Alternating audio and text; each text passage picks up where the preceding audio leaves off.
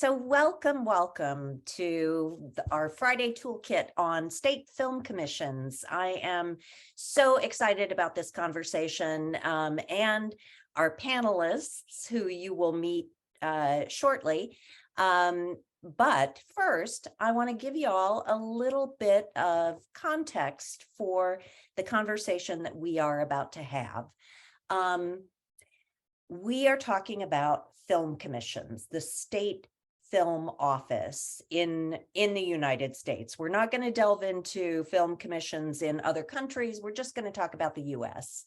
So I'm going to start with a 2019 study from Olsberg SPI on best practice in screen sector development.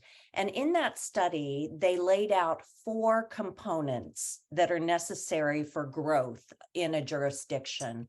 1 is incentives, 2 is workforce, 3 is infrastructure, and the 4th thing that they cited is film-friendly production environment across government and other sectors. And so they went on to explain that one. Screen production, they say, intersects with a unique range of stakeholders, from central and local governments to emergency services and public-private organizations, across sectors including transport, tourism, economic development, finance, skills development, and culture. Ideally, stakeholder understanding should be underpinned by a supportive central government approach that commands cross-party consensus so that this support is pursued by successive governments. And their final point on this was, within this landscape, a well-resourced and connected film commission is essential, both in building stakeholder consensus along with other industry bodies and assisting producers in navigating stakeholders and services. So that's kind of the thinking around best practices. State film commissions first appeared in the 1960s and as government offices that were created to assist film and television productions on location with permitting, locations, crew, etc. By the time incentives came onto the scene in the 1990s, most states, having recognized the economic benefits of film production, had established film commissions, some in tourism departments, others as part of their economic development department. Minnesota Film and TV was formed in the early 80s, and it was proposed to the state as a state agency like other states. The governor at the time was not interested in that. So this group of Minnesotans who had organized this proposal decided to create a 501c3 charitable nonprofit that is Minnesota Film and TV. That, I would have to say, since it was formed, no one has gone back and kind of examined the structure, how it works, if it works. And so that's what we're doing now. And one of the things that I think is really interesting to look at is the landscape today. So just take a look at this. So this is a map of the US, obviously. This is film commissions throughout the United States. Those in black have no film commission at all, no state film office. There are 5 states that don't. Those in blue are state agencies. They are part of the state government. And then there's Minnesota. Washington is its own outlier, but Minnesota is the only 501c3 charitable nonprofit that serves as a state film commission. And I can go chapter and verse in all of the pros and cons of that, but now I want to bring in our panel to talk about their offices, both of which are state agencies, no surprise, or within the state government. Allison Whitmer is film commissioner from the Montana Film Office. And Chris Stelly is joining us. He is the executive director of Louisiana Entertainment. And I'm so thrilled that both of you are here because you both have very different offices, different perspectives. Allison, Montana is, I'm going to start with you. I want you to tell me a little bit about your background and your office and your incentive program, which is relatively new, but wow, is it successful? So yeah, tell us about it. Absolutely. And thanks so much for having us. It's really great to be able to talk with, people who want to learn more about film commissions, and every commission is a little different. We were formed in 1974. We had filming happening in Montana fairly early on. Thomas Edison sent a film crew through in 1897 to film predictably tourists in Yellowstone National Park. Yellowstone National Park had just become a national park, and he had a film crew going cross country, and they filmed a lot of trains. And then we had a spate of films in the 1920s, lots of cowboy movies. And in the 1970s, we had a lot of artists and writers moving to Montana, and the governor went to LA and got a great reception and formed a film office in the governor's office. And then it grew. So then it went over to the Department of Transportation, who was kind of doing tourism at that time.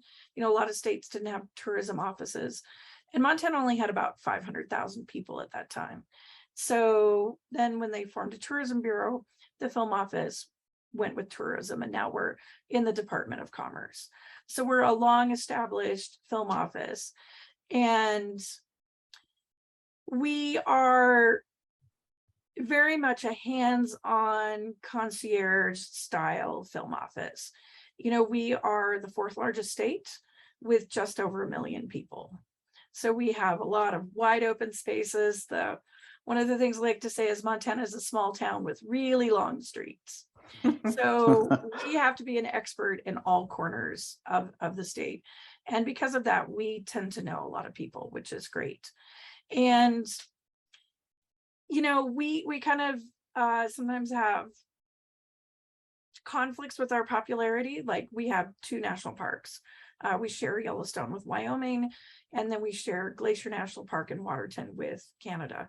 So we have a high non-resident visitor population, which gives us great infrastructure for filmmakers, hotels and good roads and lots of great restaurants. But then we also have thousands and thousands of acres of land that, there are more cows than people. Literally, there's 1.5 million cows, and we're still at like 1 million people. So our film office really looks at getting films into the right place. We look at taking projects that we're successful with and duplicating those. And we've been known for really big budget, gorgeous studio features until incentives became a thing. We've had things like Far and Away and The River Wild, and Spielberg is shot here, Cimino is shot here. We've had these amazing filmmakers. The opening of Stanley Kubrick's The Shining is Glacier National Park going to the Sun Highway. So there's some very famous moments in film. And we had gone back and forth with some incentives, and now we have a full income tax credit incentive that currently sits at 12 million. And we do about 125 productions a year between commercials, documentaries, still shoots, politicals, feature films, and of course we have television. So right now we're hosting 2 of Paramount's TV series, Yellowstone. which season 5 starts this weekend. It's a very popular show on their cable channel. And then we've also hosted part of 1883, another Paramount series. And we are currently filming 1923 with Harrison Ford and Helen Mirren. And then you can also catch us on ABC's Big Sky, where all the aerial footage is made in Montana. So we have, at the moment, we are rich with content, and so much of Montana's beautiful landscape is on screen. Wow. All right. I have a lot of questions for you, but now I'm going to turn to Chris. And Chris, Louisiana is a bit different in that your office encompasses much more than film and television. So tell me a little bit about the Louisiana, what you have going in film, and how your office is structured. Oh, excellent. Thank you, Melody. I appreciate the opportunity. Allison, I think we're at polar opposites. I know it gets hot up in Montana, but it gets really, really cold down here. I'm just kidding. Chris Stelly, everyone. I oversee what's officially known as the Office of Entertainment Industry Development. And a lot like Montana, Louisiana started in the late 1800s. We tracked films or, done some historical research where I think some folks that were trying to escape Edison's grasp in the late 1800s stopped off in Louisiana. And we've done films throughout the 1900s, starting in 1915 with Tarzan that was shot down in Morgan City, through Cincinnati Kid in New Orleans, through King Creole, Elvis Presley, to Streetcar Named Desire, and a lot of other great films that have shot here. Interview with the Vampire, which shot the feature film down here, as well as the series currently going on. Very excited. So we've been along a very similar path with other states, right? We first started out with a film commission in the 1970s through the 1980s, 1990s. And then in 2002, as we started on this vision for the entire state to diversify our economy, the legislature adopted one of the first, if not the first, motion picture production incentive program for the 50 United States. And so we've been doing this since 2002. So this year is our birthday, our anniversary, 20 years in the game. But at the same time, we recognize that we needed to do something more than just a film commission where it was just collectively a group of people getting together talking about how good films were. They provided some logisticals, some locations, but we really, from a state's perspective, wanted to approach it from an economic development standpoint and a business development standpoint specifically. So in 2003, 2004, we abolished our traditional film commission, moved our office into the Department of Economic Development. We were known as the Governor's Office of Film and Television Development until about 2005 and 2006, where we became the Office of Entertainment and Industry Development. We branded ourselves as Louisiana Entertainment because we do focus, like Melody said, on more than just film. We do film, and then in 2005, we adopted an incentive for digital interactive media and software development. And at the same time, we did one for sound recording, building upon the great musical history, culture, and businesses that we have here in Louisiana. Then after a major event in 2005 called Hurricane Katrina, we went in and adopted our live performance incentive program, which was designed specifically to help bring back the theater district in New Orleans, Louisiana, and has since expanded and evolved into an incentive where we can attract major recording artists or groups like Cirque du Soleil to tech rehearse and launch tours out of Louisiana. So we really, for the past 15 years or so, Louisiana has focused on entertainment as an economic engine and all things entertainment. So when we're talking with the Warner Brothers, we're talking with Warner Music, we're talking with theatrical, if they have a division, Warner Digital. We also do, outside of entertainment, more traditional software development and things like that out of our office. So it's really taking it from the perspective of a film commission and involving it into more of a business development, economic development opportunity. But like everyone else, we still rely on those four cornerstones for our film industry, which are good incentive, great crew base, deep in infrastructure, and film friendly communities. And so just happy to be here and happy to share with you guys. That's great. So can you just tell folks what Louisiana's film incentive is? I guess I could have mentioned that. Thanks, Mel. It's okay. I'm sorry. Our incentive is a base rate of 25% on your in-state labor and out-of-state labor and goods, and anything you can purchase or rent in the state of Louisiana is potentially eligible. We have an additional 15% on your resident labor. So your resident wages get an additional 15%.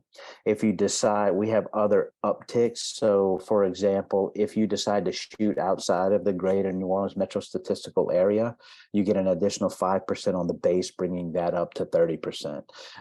If you decide to film a production that's based on a screenplay created by a Louisiana resident, you get an additional 10% on that base. So you go from 25 to 35. And if you shoot it in an area like Baton Rouge or Shreveport, Lafayette, Lake Charles, Alexandria, Monroe, you get an additional 5%, which would put you at 40% of your base, which is the maximum any production can receive. There's also an additional credit of 5% on your visual effects. If you spend 50% of your visual effects budget with a qualified entertainment company, which is another aspect of our film law where we're trying to get companies located in the state, and I'll get into that a little bit more in a minute. Or $1 million. The qualified entertainment company is just that. It's a company that's somehow involved in the value stream somewhere, whether it be a visual effects company, other post activities, prep, whatever it is. We have. I don't like to use the term broad discretion, but the law is written in a way that we're trying to capture everything that helps support production in our state. And what that does is really, it provides a company a payroll credit of up to 20% based upon your annual W-2 wages for Louisiana residents. You have to create a net 5 new jobs in the state of Louisiana, but we can enter into a contract for 5 years, up to 5 years, and we can also extend that if it's successful for another 5 years. So a company can essentially receive a contract for up to 10 years of the qualified entertainment company's incentive. And so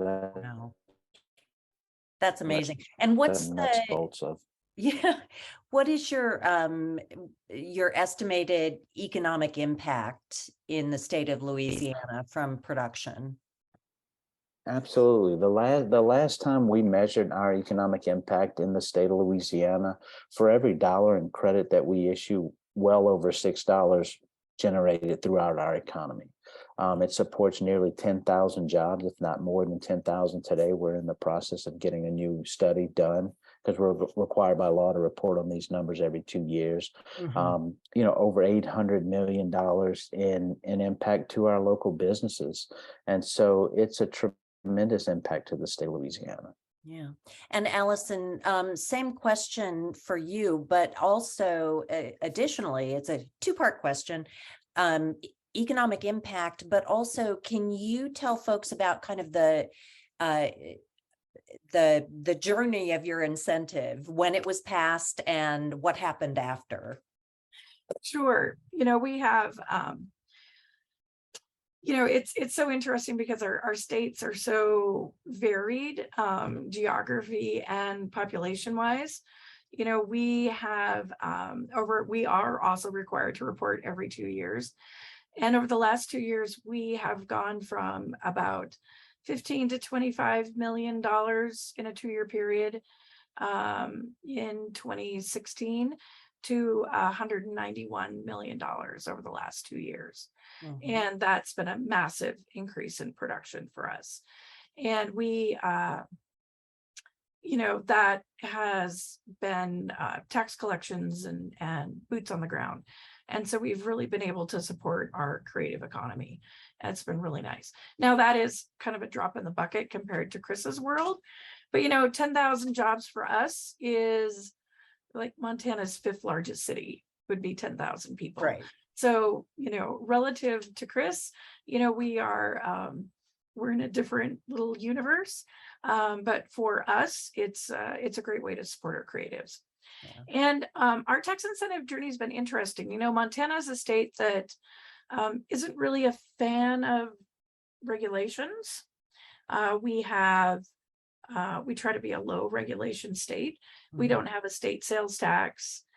We do have a property tax and an income tax. And we look at new tax credit programs with a very strict eye.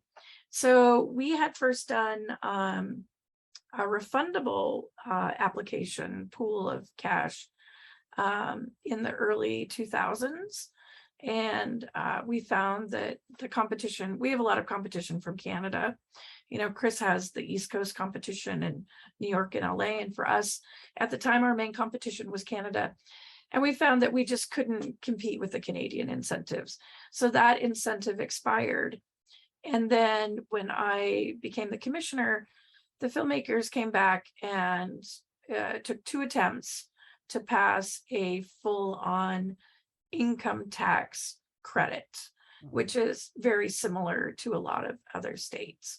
And so that started out as a $10 million credit per calendar year. And then in our last session, we meet every 2 years, the filmmakers successfully lobbied to increase that to 12 million. And they're looking at an attempt here this winter. There's a draft bill that came out of an interim committee to bump that to 30 million. Wow. And so as production has grown from this $15 to $25 million range up to this $200 million range every year, the credit has been evaluated to grow at that point. And we're looking at a break-even point at about with this $25-30 million credit, where the state really starts to benefit in terms of tax revenue, according to some analysis. And like Chris, we're also looking to stabilize the arts and entertainment industry. It's, we have a lot of seasonal work in Montana. You're a logger in the summer and you're a snowplow driver in the winter. And we find that film work really fits really nicely in with that. So, and our credit is similar. We have a credit for in-state and out-of-state residents. We have a credit for working in underserved counties, and which is our rural counties that don't have as much income as some of the other ones. We have a credit for working at a university. We have a small studio credit. Montana's grizzly bears and mountains. People don't come here to film inside of a building, Right. but we do have some infrastructure work happening. And so we're trying to become more of a year-round filming state. So that's something we're really working at. And so it has been a very grassroots effort for the filmmakers to work with their legislators and other people around the country to bring the value of a tax credit to Montana. Now, I want to ask you both about kind of your relationships, both with the industry and with your governments. How you are part of your state government. So do you control permitting? Do you have a voice in your state government? Do you speak for the state? Do you have, I feel like in Minnesota, because we are a nonprofit, a separate, we're not part of the state government, we have, as I've said in the past, we have all of the responsibility and none of the authority. So what kind of authority does the State Film Commission have over the industry? Well, I think Chris is going to have a much more different experience than what we have. Yeah. Here, our office does not control permitting. We do not have an overall state film permit. We do have a plethora of federal agencies. Montana works with a lot of federal agencies, state and federal. So we have Bureau of Reclamation, Corps of Engineers. We have military bases. We have national forests, we have national monuments, we have national parks, we have wildlife refuges, we have 7 Indian reservations. We have, I'm looking here, we have national monuments, and we have battlefields. So we have an array of federal agencies, U.S. Forest Service, etc. And then we have our internal state agencies, Fish, Wildlife, and Parks, state land, state forests, and then a lot of private land. And so for the federal and state entities, there's a permitting process. And for private individuals, you know, we go to our location releases. So we help people through those processes. Great. Great. Yeah, that's what I'm wondering is you are dealing with other agencies directly to kind of smooth the process then. Right. So for example, you know, we have a liaison, you know, you've met the military liaisons. We know we have very good relationships with the Forest Service, especially Montana has a lot of national forests. And we have great relationships with Hydroelectric Corps of Engineers, you know, all those kind of the Bureau of Land Management is another big one. And so, you know, we see them occasionally, we can be like, hey, you know, these people are coming, they're going to give you a call. And we help also, they call us and say, can you validate this filmmaker? Can you check them out? And so that's where like someone like Chris might get a call from me going, hey, I've got a guy up here. He says he's from Louisiana and he's done these projects, and, you know, tell me more. And then we can kind of evaluate. Look, Montana and Chris is the same way. Chris has swamps. We have mountains. Inexperienced filmmakers can get themselves into trouble really quickly.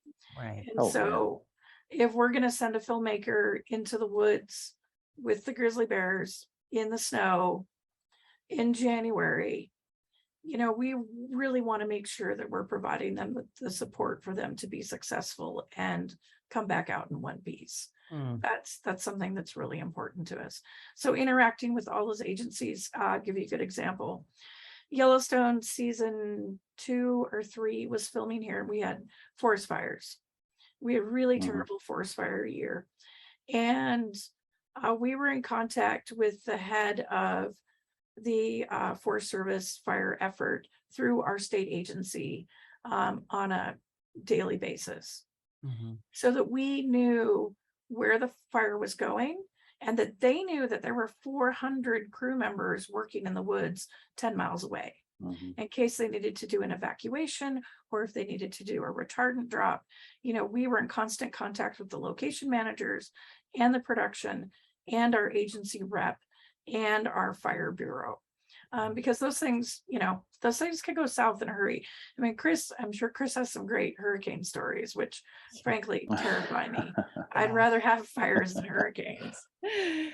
So Chris, how much does your office deal with other agencies, both within the state and federal? Oh yeah, it's exactly the same. I mean, we you know, being an executive branch cabinet level agency, right? We kind of cross that bridge between the private sector and the public sector. So while our primary role is to make sure that our incentive program is smoothly and efficiently administered, I think too that it's important for us to build that bridge because we are liaising with private companies. So we want to make sure that everyone has the best experience anytime they come into our state. So what we've done over the course of time is really build up regional offices and a network of allies. We don't do permitting like Allison and those guys. We don't have a statewide permit. However, some areas like Baton Rouge and New Orleans do have permits. So New Orleans has a film office that's under the mayor's office.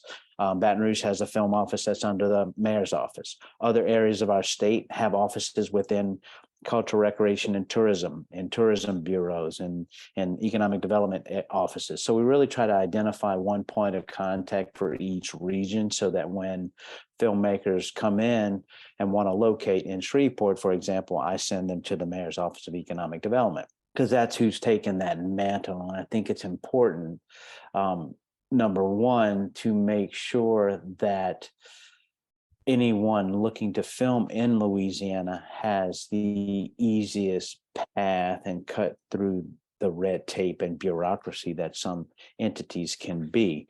But at the same time, we're also having to interface with our legislature. I can't by law advocate or be in favor of one thing or another. However, we are there for information and education. It's important to let our legislators know what this program has done. We work with the private, our local network of allies also include unions like the IATSE, the Teamsters. It also includes a group called LFEA, which is a trade organization of, sound stages and other vendors throughout the entire state, stakeholders, as we call them. And so it's our job to work with our stakeholders to say, okay, from a public policy perspective, how does this work? What do we need to do? What's the most important thing so that we can address other non-legislative issues like workforce and education and things like that. So we're kind of that end all be all office to where we're developing public policy that's responsible to the taxpayers of the state. Because I think it's important to stress too that any of these states that have programs like ours and Montana's, your number one obligation is your responsibility to the taxpayers. That includes, making sure that credits are issued legitimately for legitimate production, for legitimate spending. And so that was probably a long-winded way of saying we try to do it all, again, but we can't do it all without a strong commitment to being the best at what we do. And we have disagreements, right? The private sector and public sector can't always get along. And it's always good to hear every side of the story, which is, why does Louisiana do one thing this way? Well, there's a reason. Why does Louisiana do it that way? Why can't you do it this way? Well, and oftentimes industry comes and says, we want this. And it's like, well, we had that, but this, that, and the other. So it's important for everyone to work together and show a unified front, because I think I know we're doing great things for the future of this state and the future of this industry. And I'll leave it, with something Allison alluded to. We are friendly competitors amongst the states, but each state, I think it's important. Each state is inherently different. Allison has 1 million people in her population. We have 4 million. The city of Atlanta has 6 million in their metro statistical area. So when we get the question, how, you're competing with Georgia, you're competing with, and I'm like, we're not necessarily competing per se. I like to look at it as we're doing our part to keep the work in the United States. Exactly. Because when you look at it, Allison's right there next to Canada. Canada can be a very, very attractive option for filmmakers for things totally out of our control, like the monetary rate, the exchange rate. Currency is something we have. And a couple of years ago, I remember when it was like $2 Canadian for every US dollar. And so when you're looking at an independent filmmaker that is trying to stretch that budget, and they can take $1 million US and convert it to 2 million Canadian, and that term, inflation hadn't been what it was today, that's a pretty good deal on top of an incentive. So I look at it as a way that we all have different aspects. We don't have mountains. We don't get snow, not often, not enough to where you can predict your film on. We have some wide open spaces, so there's a commonality there. We do have sparsely populated areas of the state, nothing like Montana, but at the same time, we have hurricanes and they have wildfires. And I tell two things: I would rather not live in an area with wildfires or earthquakes because they're so unpredictable. But hurricanes can be absolutely frightening as well. But we have like 48 to 72 hours to prepare. So each state has challenges and each state has benefits. And I think collectively we have everything anybody could possibly want or need. Yeah.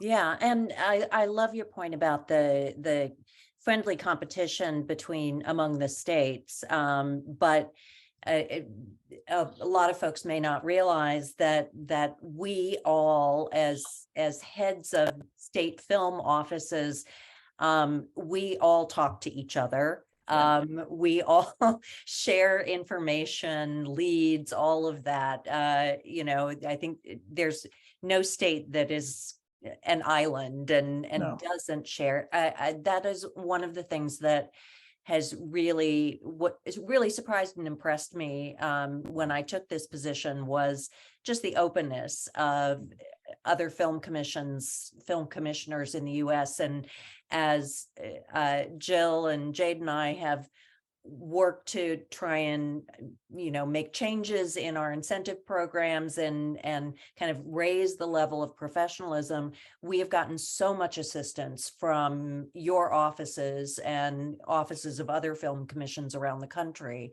So thank you for that.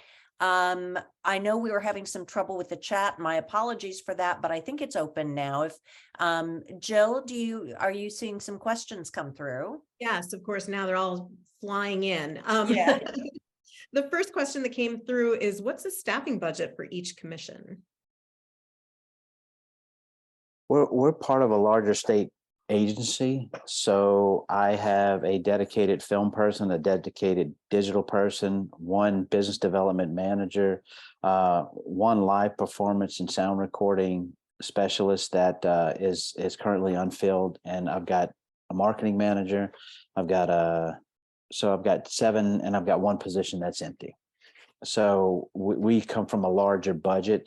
Some of our fees and self-generated funds, as we call them down in the state, are dedicated to salaries, but we're part of a larger economic development agency budget. So I don't really have a specific dedicated budget in my office for salaries and payroll. Right. Allison? We're set up kind of the same, but a little bit different. We are part of the Department of Commerce, and then tourism is in that. And then we are funded entirely by the bed tax, which is the hotel tax you pay when you stay in a hotel. Mm-hmm. So we have 4 people. We have the commissioner, I have a grants and incentives person, I have a locations coordinator, and then we have an administrative person who handles all of our crew and day-to-day kind of stuff. And so our budget from our agency to run the entire office is around $1 million, give or take. And, knowing that we return back, we have no control over it, but knowing that we've grown the industry to be about, $90 million a year, it's a great return on investment for the citizens of Montana. And probably our entire state budget is one twinkle of what Chris's world is, just because we're not a big, we don't have a big state government. We do interact a lot with economic development, but none of our funding comes from the general taxation of the state. We're part of a state agency. So that's kind of where we sit, and we don't have any regional commissions where it would be. I'm always really happy to see like places like Louisiana have dedicated regional commissions and contacts, because for us, if you're going to call me up and say, hey, I want to go look at moose and the yak up by Canada, it's a 7-hour drive Right, by Montana roads, right? And but we've got local contacts, but it is really nice that Chris has such great resources available to him. And for our region, Montana's region, we're the most active film office. Our region includes Idaho, Wyoming, North Dakota, and South Dakota. And Idaho's film office is not staffed, and Wyoming's office is part of their Department of Tourism, and South Dakota has an office, and North Dakota does too, but they don't have the volume of production. So, well, you, like Minnesota, you're kind of an island in the world of incentives as well. That none of your surrounding states have production incentives. Correct. And discussion of budget gives me the opportunity to mention to everyone, Minnesota Film and TV, as a nonprofit, we do fundraising. We have to raise funds privately. So mark your calendars for December 6th. We are having our end of the year breakfast fundraiser at the Minneapolis Club. You can find information about that and the ticket link on our website at mnfilmtv.org. So there's my little plug for fundraising. I don't suppose either of you do fundraising, do you? We Yeah. don't really do fundraising, but we do watch where our filmmakers are staying. You know, we Mhm. have massive tourism influxes in the summer, and the prices go up really considerably. And Right. so we receive bed tax funds from that. But we do really see where our productions are working in Montana, because we want to be returning value back to our citizens. Right, Yeah. of course. So Jill, I see the chat is going crazy. Can you update Um, us? Yes, so kind of a little bit on that question about fundraising. Outside of fundraising, do you work with any 501c6 organizations that perhaps get involved in policy making with you or for you, you know, such as a Film Alliance? Yeah, we have a group that we work closely with. I don't think they're a 501c6 though. But they really, it's more of a two-way street where, you know, if they want to do something, we're in charge with of policy in our state. So as from a purely governmental standpoint, of course, they can influence and educate us as well, which is just a great relationship that we have with our groups. So that, because we're all like-minded, right? I mean, if they have an idea that just simply won't work from a public policy standpoint, it gets to be too expensive from a public policy standpoint, it's my job, I feel, to inform them on why that is the case. If they have an idea that we may not have thought of, it's like, oh yeah, that's a great idea. Let's see how it fits into the discussion here and see what we can do legislatively. So it's really it's an open dialogue more than anything else that we have to have with each other, because we're not industry and they're not government. Right. And so, you know, you have those moments you're like, oh, I didn't think of that. Or if there's something that we're doing that might be too restrictive from an administrative standpoint, or too much red tape, or if they're hearing something that we can clear up from a you know, an administrative standpoint, like it's taking too long, it's like, well, we didn't get the information until yesterday, so they might have, you know, there's always a middle story. So you know, that's a long way of saying, again, it's a relationship that you have to foster and continue to encourage. We can always agree to disagree. I think that's something that oftentimes get lost in public discourse. It's still perfectly fine for them to think that we're doing something wrong, and vice versa. We can, and so, but it's a great relationship built on a lot of trust and mutual goals. I mean, we all have the ultimate goal of creating jobs and opportunities for our kids in the future. Right. And Allison, you mentioned that the filmmakers were sort of key drivers in getting your incentives up and running. Did they do that with an organized lobbying effort, or was it through a 501c6, or how did that manifest? It's I would say not necessarily a 501c3 organization, but they have a group of filmmakers has formed a coalition, let's say, and invited people, experienced people in the industry to participate. And then we also have what we call the Montana Film Society and Southwestern Montana Film Alliance, which are kind of, you know, the coffee groups, right? You know, people that work together in those regions. And because we're such a big state, you know, the people on the northern end of the state trying to work with the people on the southern end. And one of the other things that we have is we have an MPAA lobbyist. Mm. Motion Picture Association lobbyists. We have one that's based here in Montana. And Chris, I'm sure you have one down there in Louisiana too. And so that person is a resource for the filmmakers, has a connection to the greater industry. And then occasionally companies that do a lot of work here will create their own lobbying connections. Mm. So Interesting. they will, some of them have funded their own studies. They have looked at the economics of things that we can't, right? I'm not going to do an economic analysis of soundstage development for a private entity. Right. That's our economic development arm. And several private groups have done that on their own and presented to the legislature. So we're the same thing. I'm in the same position as Chris. I cannot take a position on an issue. And at the same time, we're required to provide nonpartisan, accurate information to both sides, Right. which, as Chris would probably concur with me, makes for some interesting legislative hearings. Yes. All right, Yeah. Jill, next. What will either of your offices do for local workforce development? Yes, that is Oh, the topic of the year. I love it. Okay. And if I may jump in, because we just recently announced another partnership yesterday.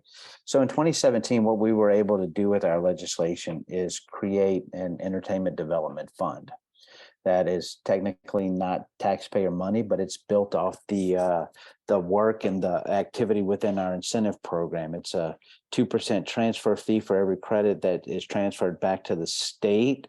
We get 75% of that fee. So it's roughly 2.7 million per fiscal year that we have to invest impactful dollars into workforce development or educational programs. Wow. So we did that in 2017. It took a couple of years in a pandemic to build up some funding and things like that. So when we got rules over the course of 2021, we made 8 investments throughout the entire state. It includes a direct workforce training program for below the line workers with a partnership between a training organization called NOVAC here in Louisiana and the IATSE here in Louisiana, to a $1.5 million investment over 5 years with LSU, our main flagship university here in Baton Rouge, to essentially create a curriculum in virtual filmmaking.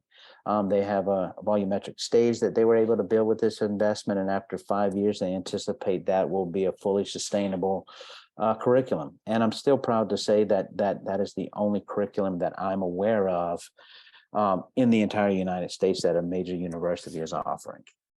Wow. We've made partnerships with private schools like Digital Media Institute up in Shreveport, Price Foundation, which is a 501c3, to expand into to expand throughout the entire state to local high schools and middle schools.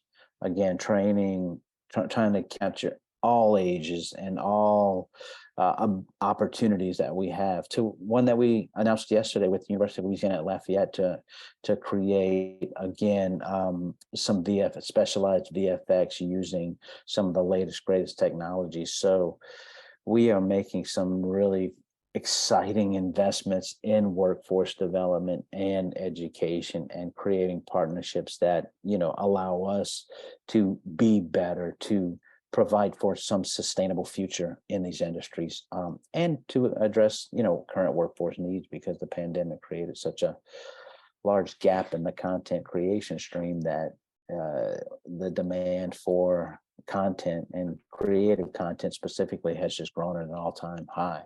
Right. So I'm glad that question was asked. So thank you, whoever asked it, because I love talking about it, and I could go on for another hour. Well, it is something that we are struggling with and working on here in Minnesota. But Allison, same question to you. I'm really, what was your crew base like when your incentive passed, and how have you grown that?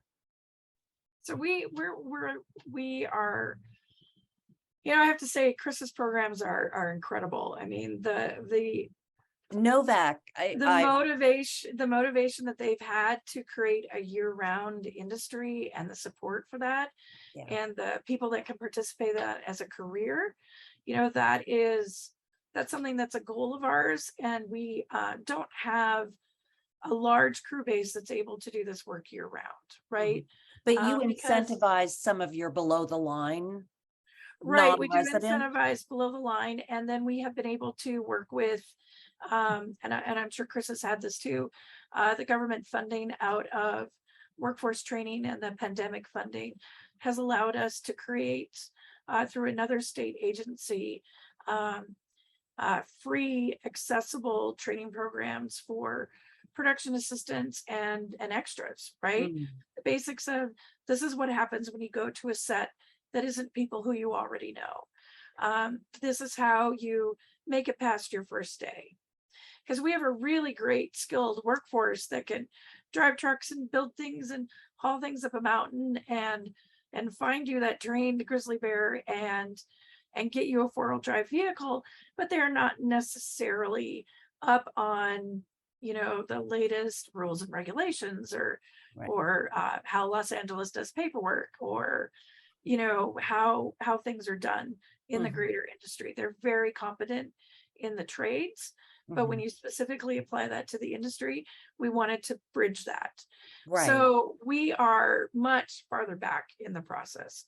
We have our crew base is around 700 people. And over the last 5 years, we have probably added 35 people who either live in Montana and then commute part of the year, or who have moved to Montana because of other shows and now live here either full or part-time, which for us is a massive uptick in our crew base. And we have had several people, I mean, you know, Chris is going to smile at this, but I've had several people in the last 5 years get vested, hit the days, the 75 days a year for us to be vested in the IATSE retirement plan. And that has been an unachievable goal for our crew. That's because great. we just haven't had that much union work. And with this television series development, yeah, I have crew members in my state who now have union healthcare from SAG, you know, and union Yay. healthcare from IATSE. And it is really been lovely. And people who've been able to buy homes, Yeah. you know, it's kind of baby steps sometimes for us, but Mhm. we are one of our roadblocks was that our normal apprenticeship programs had to have people in full-time year-round jobs. Right. And we recently made some legislative changes that allowed some of those apprenticeship funds to be used in seasonal workforce development, so that you could be a logger and be trained to run at the ski hill, or be a skier and then also be a film worker. So you have these transferable skills, because Montana just has such a varied climate. So we're really excited. I mean, I went to visit a short film a couple weeks ago from an Academy nominated director who came here because of one of our film festivals, received some funding from our office for his project. And 4 of the crew members on his film that I talked to had gone through the training program. And, you know, this is the great thing that Chris and I, you know, jump around about. They were getting paid to be there. They had been selected. We didn't have to bring in an out-of-state crew member to fill those positions. And it was really a positive experience. So, you know, it's every win. Wow, that is just fantastic. I think Jill, we've got a lot to cover. And for anyone who doesn't get, if we run out of time, know that Jill and I will do our best to follow up with you and get answers to your questions. Just to go off of what Allison was saying just now about people getting experience and that sort of thing, do you have a feeling about how much of your incentive is used by in-state versus out-of-state filmmakers? Well, I will tell you that the series television that we have here is a major consumer of our tax credit, just because the budgets are massive, right? Mhm. We have some financial floors on our tax credit. So we're smaller filmmakers. Our tax credit, like Louisiana's, is a administratively complex credit, and it requires some really focused accounting and legal approaches. And so we have a different program that has funds specifically set aside for our resident filmmakers. But for our tax credit, we find that in terms of quantity, probably 1/3 or more of the filmmakers that use the tax credit are known to us already or have a relationship to Montana. And then the other 2/3 are projects and producers who've heard about the credit and have come into state. But so, for example, one of our largest participants in the tax credit is a television series that's now on its 5th season. So, at one point, do they turn from being an out-of-state group to being like, hey, pull up your Like launch pad, family. right? They're family. Yeah. Yeah. But it's interesting because our credit is really, it's administratively not for the faint of heart. I think that could be said for almost all Yeah. tax credit programs. It's administered by 2 agencies. Mhm. Department of Commerce, my office administers the credentialing certification part. Mhm. And then there's the interim period where you shoot and do all the paperwork. And then the end credit is administered by the Department of Revenue for Mhm. both administrative and fraud purposes, Mhm. right? You may snake something past me, but Department of Revenue is going to catch it. Or you may try and, do something with Department of Revenue. And, I'll look at that and be like, no, that's, there are no reindeer in Montana. You cannot write off your reindeer. Right. Yes. Yeah. So that's something for folks attending. In Minnesota, our office, the Minnesota Film and TV, we administer the rebate program, but the tax credit can't be administered by a nonprofit. It's Mhm. got to be administered by a state agency. So the Department of Employment and Economic Development is the one who issues the certification, and then the Department of Revenue is the one on the back end doing the credits. But there is no one in either of those agencies that has any expertise in film, and so they rely on us, this outside nonprofit, to advise and basically do all of the work that a film commission would do for projects. So let's Mhm. do one more question and then we'll have to wrap it up to kind of be respectful of everyone's time. Okay, final question. How do your elected officials measure success in workforce development since FTEs don't really apply? Yeah, that's a great question. And I do think that one of the benefits of the pandemic is that we're starting to slowly see, at least in my opinion and from my perspective, we're seeing this movement away from that full-time job concept of going into an office. Remote work has been kind of the buzzword lately. But what we've been able to do is really through, again, more and more involvement from not only my office, but the industry itself, to the neighbor's kid who works on a film set, and getting over that concept to say, look, this may not be a full-time job in the traditional sense that someone reports to an office 8 days, 5 days a week for 40 hours a week. These are individuals that are making more than the average wage in Louisiana. I think our last time the IATSE measured it, these are $65,000, $75,000 jobs annually. Our crew members are able to work multiple jobs. And so measuring that impact from not only that perspective, but also looking at it from the growing resident payroll, which is a credit we give specifically. So we have that number, and you can see that payroll in the hundreds of millions of dollars, and that's going to direct residents. And so I think it's just getting them to understand that the workforce is changing, that film workers tend to work probably 2 full-time jobs if you had to sit down and measure, because I can guarantee you they're probably working 80 hours a week. And so like Allison mentioned, when you get a crew member that's a fully vested IATSE member, due paying, they're getting health, welfare, benefits, everything they need, like a traditional job, in the sense that they're making probably more than the average wage earner makes. So it's really just getting them to understand that these aren't, and I think we're going into discussions, next year, where negotiations between several interest groups, whether it's the unions and the guilds and the producers and things like that. And one of the things that has come up lately is allowing actors to work multiple scripted episodics, right? So if you notice now, you only see one actor essentially working on a series.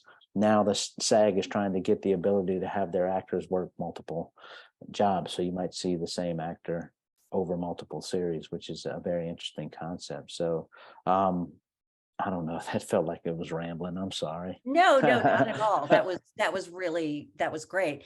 Allison, what about you? How does your legislature measure success of your agency? So we look at, it's interesting because our current legislature is very business focused, and they are really trying to apply private industry KPIs to government, which some things can be done really successfully and some things are a little more hazy. But one of the things we rely on, because Montana is a small sample set, is our census data. And then we use IMPLAN in our reporting to do an FTE equivalent. And then we can also, because we do have a large seasonal workforce, we have some long-term statistics on that. And our census, I don't know if I can share my screen, but our internal census, I'm going to attempt. Oh, no. But I'm going to tell you, like, my internal census people have built me a chart where I can compare Montana, Washington, North Dakota, South Dakota, Idaho, Wyoming, and Colorado from 1990 to right now. I'm at 2020. So for example, I'm looking at average annual pay right now. You can share it. Oh, did you set me up? Oh, Yeah. great. So it's going to be very tiny, but we'll try. Yeah, well, you had me at chart. I was just like, oh, I want to see it. Yeah. I don't know if it's, I'm attempting to screen share, so I don't know if you guys are seeing it. Yeah, we can see this. You can see it. Okay, great. So you can see I'm looking at average annual pay. So in 1990 in motion picture and video production, the average annual pay was $7,251. And in 1991, it went to $75,000. And that's because of A River Runs Through It, Ron Howard, Spielberg, etc. And then it dropped back down to 28. But then we bombed forward to, and this is just for Montana, right? So we bombed forward, and now we're looking at 60, 59, 58,000. And in 2015, it was 48,000. And in 2013, it was 38,000. And Montana's average annual pay runs about $47,000 a year. That is a great way to track it. So these are census data that we've extrapolated, that it's a great snapshot for our legislature. And then you can do, we have some area comparisons where we can talk about, here's a map.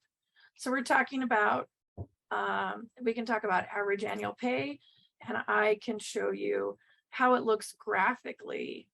Montana's 1.1 million for my whole industry. Colorado's 2 million. North Dakota's 566,000. So those kind of things, and I'll stop sharing now.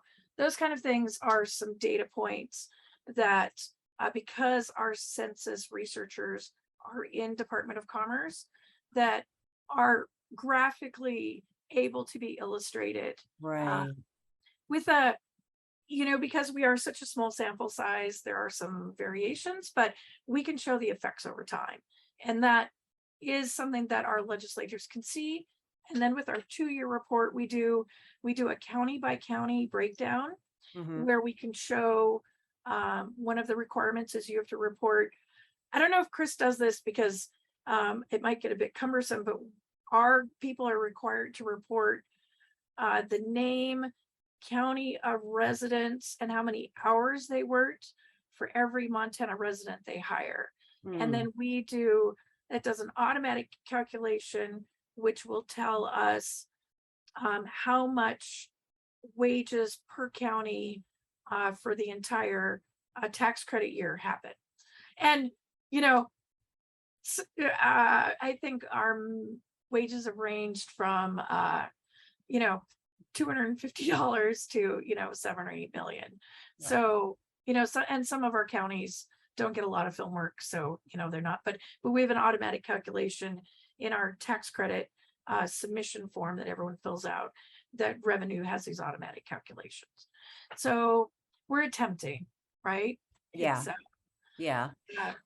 yeah. Oh my gosh. The You KPIs guys, are crazy. this has been, we could continue this conversation for hours. I'm sure there are so many questions. So I'm going to follow up with both of you to get answers from you if I don't know them.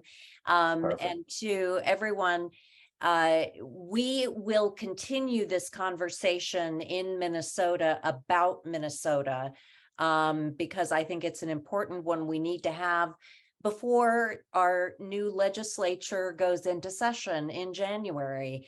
So I want to thank you, Allison, Chris, thank you so much.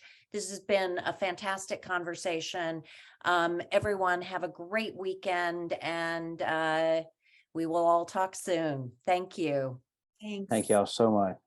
Lovely to be here. It's great Yes, to have a nice, great group of professionals to talk to. Yeah, it was a fast hour. Yeah, right? Thank y'all. All right, bye-bye. Thank you.